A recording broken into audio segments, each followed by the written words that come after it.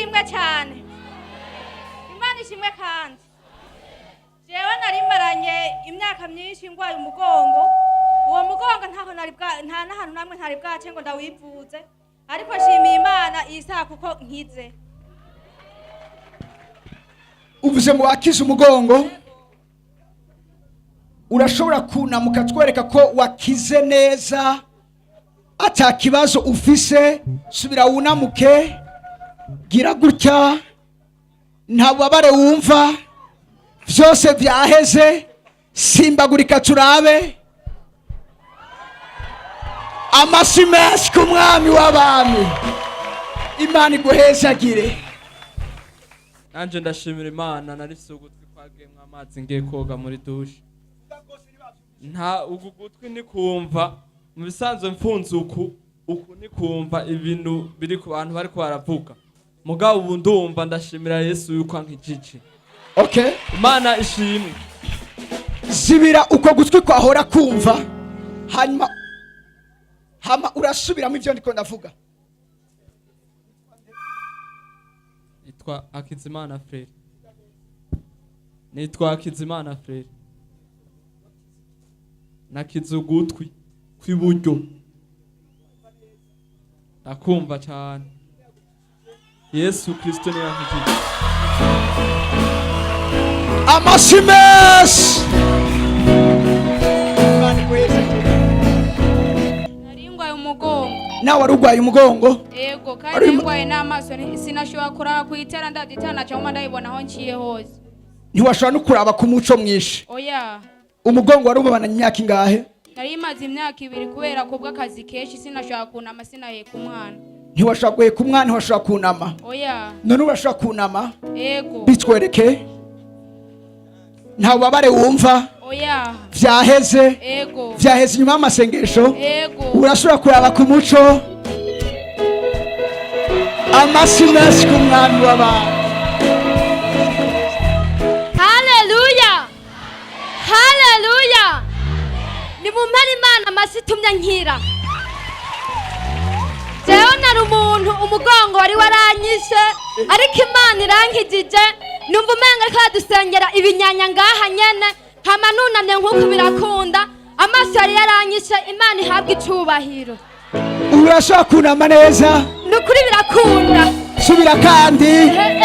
Subira kandi. Amasi Imana ihabwa menshi. icubahiro. Haleluya. Imana ishimwe. Jana gize accident mu kumunani, imodoka yadusanze aho duhagaze. Abo twari kumwe baciye bapfa, muga je sinapfuye. Naciye mvunika ukuguru. Nahevye kugendera ku mabeki mu kwicumi, ariko ntivyari bwakunde ko nshobora gusutama. Ariko ubu ndabigize numvise bikunda. Imana ishimwe.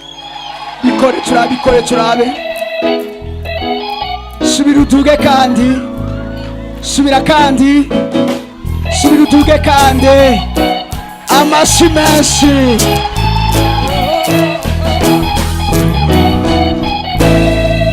Yesu nashimwe. Yesu nashimwe cyane. Yewe nari maze iminsi ngwaye mu mavi, sinashobora gukonya amaguru canke kwicara, sinivyanka cyane, nicaye nko ku gatebe kagufiye. Ariko ubu nagumye nza numva nsenga Imana, mvuga nti Imana nkiza y'amaguru. None nakize, ubu ndi muzima. Ubu wumva umeze neza? Yego. Amasi menshi.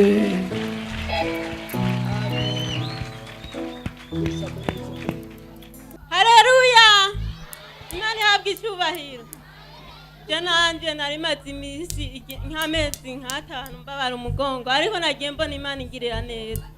Ubu sintonekara, nagiye numva uburuhe nari mfise mu mugongo buhera. Imana ihabwa icyubahiro. Warasifiwe. Haleluya. Chikintu nagoma shima Imana. Ejo mama yarantelefone arambwira ati ndagwaye, atunsengere. Yesu ashimwe. Hama ndamubwira ati je mpava nja mu gikorane kiza kubera ahantu harawe, ndaza kugusengera kandi uze kuvyizera. Warasifiwe. Amwe rero bahamagaye abantu bagwaye, je nacenza mpagarara mu gishingo ca mama, ndavuga ati Mana, je sije ngwaye hagwaye mama, mpagaze mu gishingo ciwe. Ndagomba wiyerekane umukize. Wanasifiwe. Ndavuga ati Mana umwiyereke. aba barasenga naje ndamusengera senze cavuga ati kugira amenye yuko igitangazo cakoze reka ndamutelefone kwanza ndamubaze umerewe gute. Rero ndamutelefonye ndamubaza mama none wakize komeje kugusengera Yesu ashimwe cyane. Ambwiye ati mwana nakize ubu ndi muzima. Yesu ashimwe cyane. Haleluya. Haleluya. Numva amashimwe adasanzwe, numva nkunze Imana ukundi kukejeje kunkiriza mama. Tuyiha amashimeshi. Amashimeshi. Nanje nari maze imyaka ishika 5 ngwa diabete. Nkaba nari nitera umuti wa insuline, hama namba mbabara mu maguru misi hose no mu maboko. Ariko ubu ndashima Imana kubona nakize ntakibabara. Yesu abahezagiye. Apôtre Kevin. Oui. Je pense que l'on doit davantage prier pour ce frère. Ngo yifuza ko twongera kumusengera kandi. Depuis combien d'années vous avez eu cette maladie? Kuva imyaka ingahe ufise diabete? 4 ans. 4 ans. Et là vous sentez que la douleur a disparu? Umva ubabare bwose bwaheze? Eko. Quelle douleur vous aviez? Nuhe mubabare wari ufise? Nari mfise umubabaro uko nari ngwaye diabete.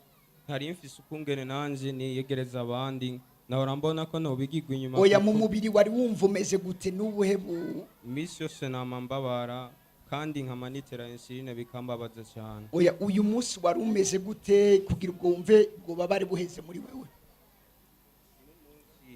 Uno munsi naje mbabara ngaha mu maboko ndababara no mu maguru.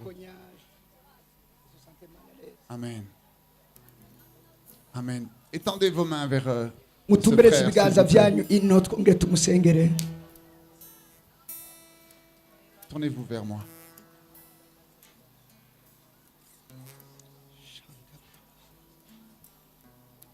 Parlez doucement dans votre cœur en langue, si vous avez le parler en langue. Abashobora kuvuga muri minota amenyekana muvuge muri minota amenyekana buke buke.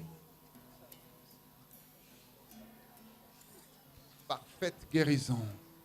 Ugukira kuzuye.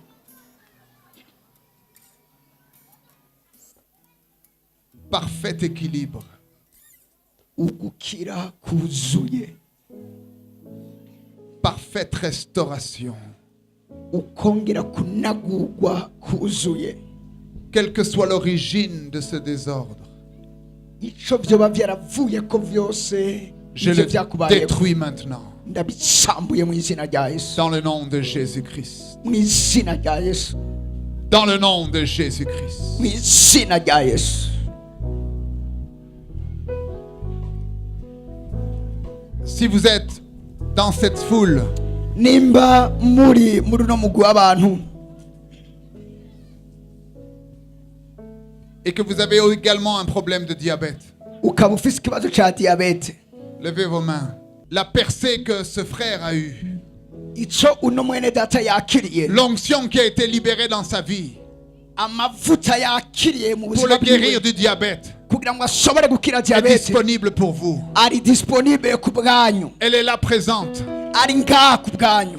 Levez vos mains vers le Seigneur. Suita ikiganza cawe, Père, dans le nom de Jésus, data mu izina rya Yesu, je libère la puissance de guérison. ndarekuye ubushobozi bukiza. Je viens contre le diabète dans le nom de Jésus. ndaje hejuru ya diabete mu Je izina rya me Yesu. pose au désordre et au déséquilibre dans le ndahagaze ku corps. bijanye n'iyo desordre n'iyo desekiribwe mu Soyez izina rya guéris Yesu. maintenant. Ubunyana wakira gukira mu izina Soyez rya Yesu. guéris maintenant. Ubunyana wakira gukira mu izina Soyez rya guéris Yesu. maintenant. Akira gukira mu izina rya Dans le Yesu. nom de Jésus. Mu izina rya Yesu Kristo. Dans le nom de Mu Jésus. izina rya Yesu Kristo. Dans le nom de Mu izina rya Jésus. Yesu Kristo. Alléluia. Fata uwo mumama, fata uwo mumama, fata uwo mumama. Karabasatara musa. Vérifiez, vérifiez. Resotokotobosa. Vérifiez. Kira mu izina rya Yesu. Vérifiez dans votre corps. Tangura wiyumvirise, tangura wiyumvirise. Si vous aviez des douleurs, les douleurs ont disparu. Nimba ari ufise umubabaro canke uburibwe bukaba bwakamanganye, iyumvirise.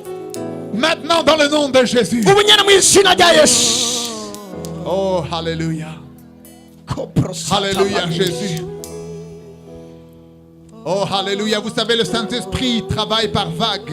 Urazi mpemu yera hari igihe akora nk'umupfunda.